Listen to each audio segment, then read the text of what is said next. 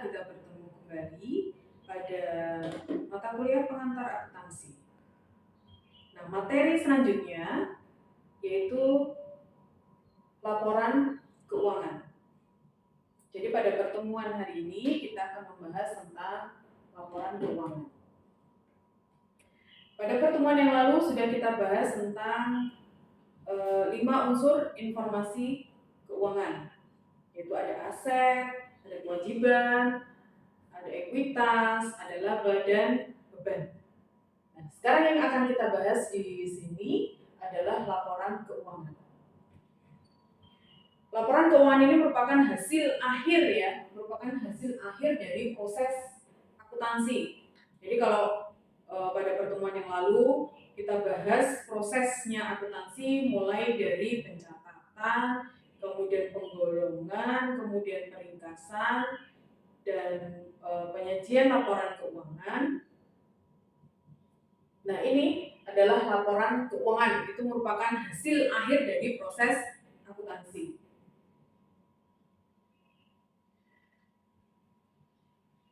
Kemudian ada paling tidak itu ada 4 laporan keuangan, yaitu yang pertama adalah laporan laba rugi.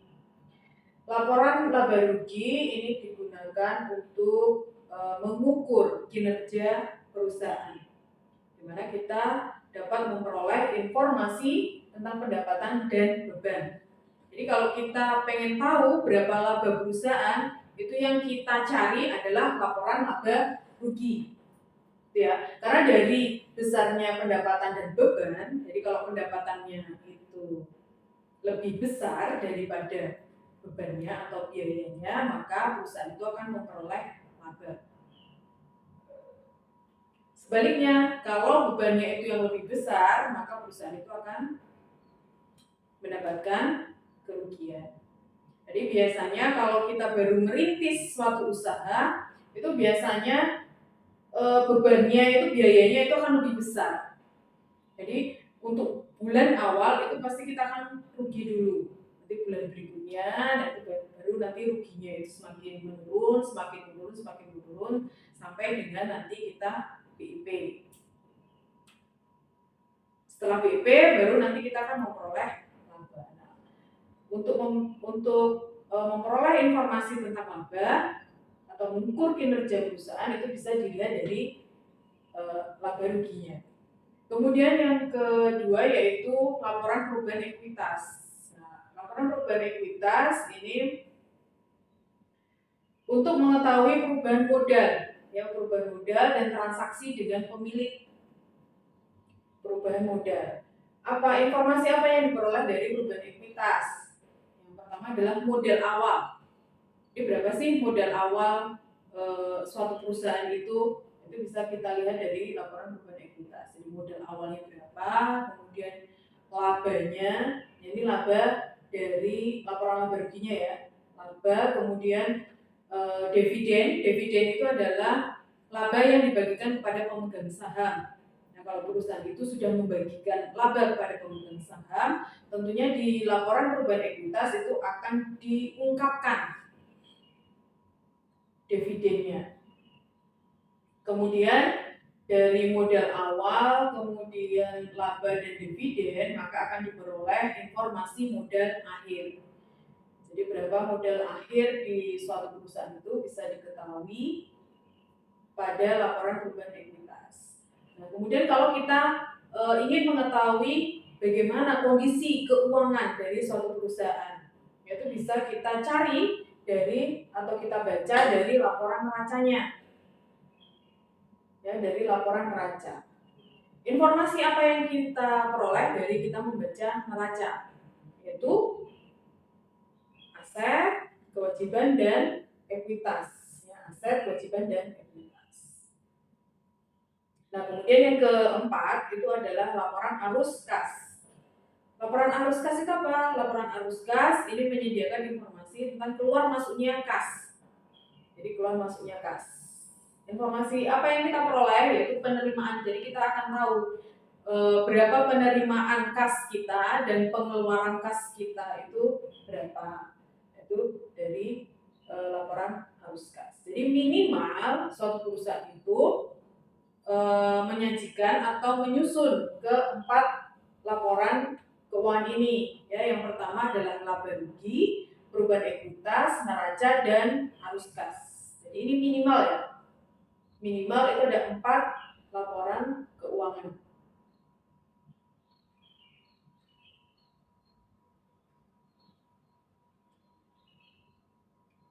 Oke, selanjutnya tadi dari laporan laba rugi itu kita bisa memperoleh informasi tentang pendapatan dan beban.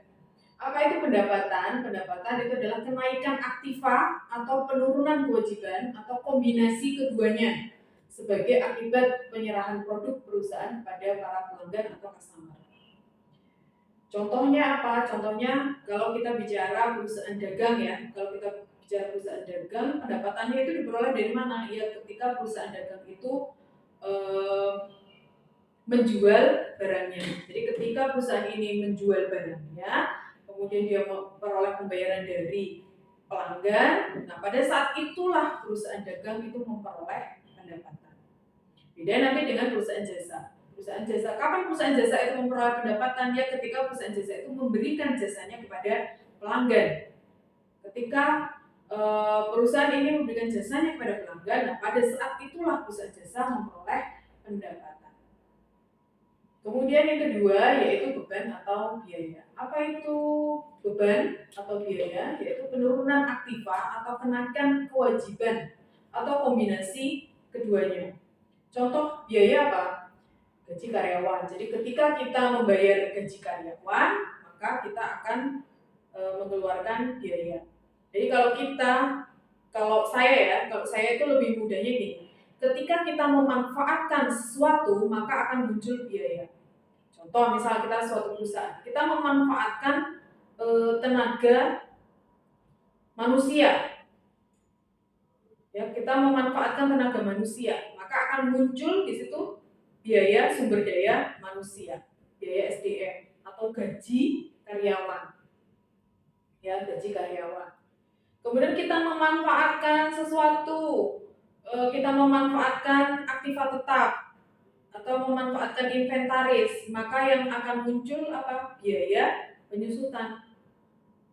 Karena aset tetap itu kalau kita manfaatkan nilainya akan berkurang.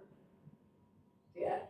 Maka akan muncul biaya penyusutan. Kemudian kita memanfaatkan, misalnya kita tidak punya ruko untuk membuka usaha, kemudian kita memanfaatkan ruko dari punyanya si A, maka kita akan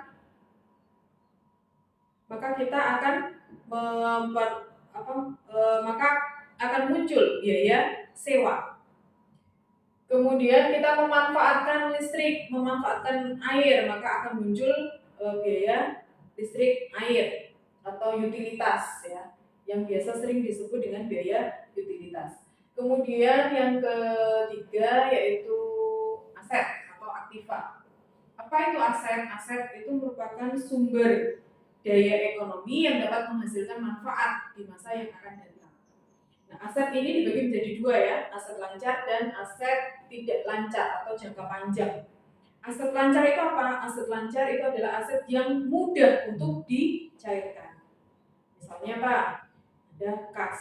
Kas itu kan paling mudah untuk dicairkan. Kemudian apa? Penempatan pada bank. Kalau kita punya rekening di bank, itu mudah untuk dicairkan.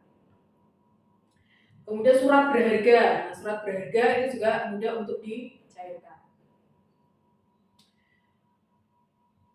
Kemudian kalau kita bicara perusahaan dagang itu kan mempunyai persediaan barang yang akan dia jual. Nah, persediaan itu juga merupakan aset lancar. Kemudian kalau misalnya kita menjual barang, kemudian customer atau pelanggan itu membeli secara kredit, maka piutang yang kita catat itu juga merupakan aset lancar. Oke, lalu biaya dibayar di muka itu merupakan aset lancar. Apa itu biaya dibayar di muka? Biaya dibayar di muka itu misalnya gini, kalau kita membayar, misalnya kita membayar sewa untuk 1 tahun. sedangkan manfaatnya itu belum kita rasakan dalam 1 tahun itu. Nah, itu disebut sebagai biaya dibayar di muka. Jadi kita sudah membayar dulu sewa untuk 1 tahun, tapi kita belum memanfaatkan sewa itu selama 1 tahun. Itu bisa kita kategorikan sebagai biaya atau beban dibayar di muka. Kemudian aset tidak lancar atau jangka panjang. Ini aset yang sulit untuk dicairkan, yang kita butuh waktu untuk mencairkannya. Misalnya kita punya tanah, kita mempunyai bangunan. Nah, itu kan aset yang sulit ya untuk dicairkan. Misal kita mau jual rumah itu nggak mesti sekarang kita jual kemudian laku sekarang juga, bisa cair sekarang juga kan, tidak. Nah, itu merupakan aset tetap. Kemudian kita punya kendaraan, nggak mesti kan kita bisa mau jual kendaraan sekarang kemudian lakunya juga sekarang, kan mesti butuh waktu. Itu aset tidak lancar. Kemudian ada lagi yang disebut dengan aset tidak berwujud. Apa itu aset tidak berwujud? Nah, aset tidak berwujud itu misalnya perusahaan dagang itu memiliki merek dagang atau hak cipta. Nah, itu merupakan aset yang tidak berwujud. Kemudian yang ketiga yaitu kewajiban. Nah, ini kewajiban. Apa itu kewajiban? Kewajiban itu ada biasa juga disebut sebagai utang ya. Kewajiban itu juga disebut sebagai utang. Jadi kita mempunyai kewajiban kepada pihak lain. Di sini kewajiban itu dibagi menjadi dua, yaitu kewajiban lancar dan kewajiban tidak lancar, atau kewajiban jangka pendek dan kewajiban jangka panjang. Kewajiban lancar ini juga disebut sebagai kewajiban jangka pendek. Bedanya apa? Kalau kewajiban jangka pendek itu jangka waktunya kurang dari 1 tahun atau maksimal 1 tahun, itu kewajiban jangka pendek. Sedangkan kewajiban jangka panjang atau utang jangka panjang itu yang jangka waktunya lebih dari 1 tahun. Contoh kewajiban lancar itu misalnya perusahaan mempunyai utang usaha, utang pajak itu jangka pendek atau utang lancar. Kemudian utang gaji, nah itu misalnya tanggal 25 perusahaan itu sudah harus membayar gaji karyawan, tetapi karena suatu hal jadi perusahaan membayarnya di bulan berikutnya misalnya. Di tanggal 25 perusahaan itu sudah harus mengakui kalau perusahaan tersebut mempunyai utang gaji kepada karyawan. Itu utang jangka pendek ya. Kemudian utang jangka panjang atau kewajiban tidak lancar itu biasanya pinjaman atau pembiayaan bank yang jangka waktunya lebih dari 1 tahun. Kemudian ekuitas, nah ini yang terakhir ya. Ekuitas itu adalah hak pemilik atau pemegang saham atas aktiva perusahaan, yaitu ekuitas itu adalah modal yang di-store. Kemudian laba itu juga dikategorikan pada unsur ekuitas, yaitu laba ditahan ya. Laba itu kalau dibagikan kepada pemegang saham maka disebut sebagai dividen. Tapi kalau labanya itu tidak dibagikan kepada pemegang saham, ini biasanya dimasukkan pada unsur laba ditahan.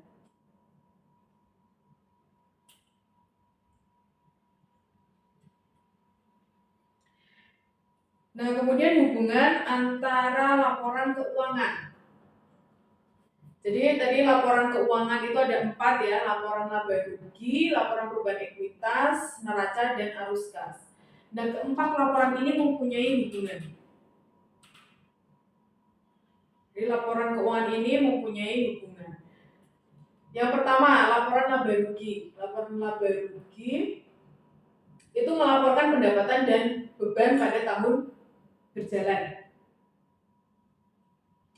Kemudian melaporkan laba bersih jika total pendapatan itu lebih besar daripada bebannya. Dan jika beban itu yang lebih besar, maka perusahaan itu akan memperoleh kerugian, bukan laba tapi kerugian. Maka di sini namanya laporan laba rugi. Kita bisa tahu laba perusahaan berapa, kita bisa tahu ruginya perusahaan itu berapa. Hubungannya apa laporan laba rugi dengan laporan perubahan ekuitas? Oh, tentu punya hubungan. Karena laporan perubahan ekuitas tadi ya, yang sudah kita bahas di awal tadi, laporan perubahan ekuitas itu kita bisa memperoleh informasi tentang laba, ya kan? Kita bisa memperoleh informasi tentang laba. Laba yang kita ketahui pada laporan laba rugi itu akan berpengaruh pada laporan perubahan ekuitas. Karena laba itu berpengaruh pada ekuitas, akan menambah nilai ekuitas, ya, akan menambah modal. Jadi pengaruhnya positif, ya, karena dia menambah modal. Tapi kalau rugi itu pengaruhnya nanti negatif, ya, karena akan mengurangi ekuitas awal atau modal awalnya. Nah, kemudian kalau dari laba itu ada yang dibagikan kepada pemegang saham, jadi yang disebut dengan dividen, itu maka akan berpengaruh negatif. Dia akan mengurangi modal awalnya. Nah, kemudian dari laporan dari tadi ya, bertambahnya laba atau bertambahnya ekuitas atau berkurangnya ekuitas, kemudian nanti kita akan tahu berapa nilai saldo akhir dari perusahaan tersebut. Nah, kemudian apa hubungannya laporan perubahan ekuitas dengan neraca? Tadi kita ingat lagi ya, laporan neraca itu terdiri dari unsur aset, kewajiban, dan ekuitas. Nah, ekuitas yang disajikan pada laporan neraca itu harus sesuai dengan laporan ekuitasnya. Gitu. Jadi harus sama apa yang dilaporkan pada laporan ekuitas. Laba akhirnya itu harus sama laporan perubahan ekuitas yang disajikan pada laporan perubahan ekuitas dengan laporan neracanya itu harus sama. Kalau tidak sama, maka nanti neraca yang disajikan itu tidak balance, ya, tidak akan seimbang. Nah, yang keempat yaitu laporan arus kas. Laporan arus kas di sini kan melaporkan tadi keluar masuknya uang kas, ya. Kita tahu berapa penerimaan kas, kita tahu berapa pengeluaran kas. Nah, saldo akhir kas itu harus sesuai dengan kas yang disajikan pada unsur aset di laporan neraca. Jadi keempat laporan ini saling berkaitan satu sama lain. Jadi kalau menyusun laporan keuangan, yang pertama yang kita susun adalah laporan laba rugi. Nggak bisa kita menyusun laporan neraca dulu, karena kita harus tahu berapa laba perusahaannya, ya kan? Setelah kita tahu laba perusahaannya, oh perusahaan ini laba, oh berarti nanti labanya itu akan menambah nilai ekuitas. Setelah kita tahu berapa ekuitas akhirnya, modal akhirnya berapa, nah modal akhir itu nanti yang akan kita masukkan yang akan kita sajikan pada laporan neraca. Jadi kita nggak bisa kalau kita mau buat laporan neraca dulu, kita harus buat laporan laba rugi dulu, perubahan ekuitas, neraca, baru nanti laporan arus kas. Baik, itu yang bisa saya sampaikan pada pertemuan hari ini. Oke, pertemuan berikutnya nanti akan kita lanjutkan materi selanjutnya. Terima kasih. Wassalamualaikum warahmatullahi wabarakatuh.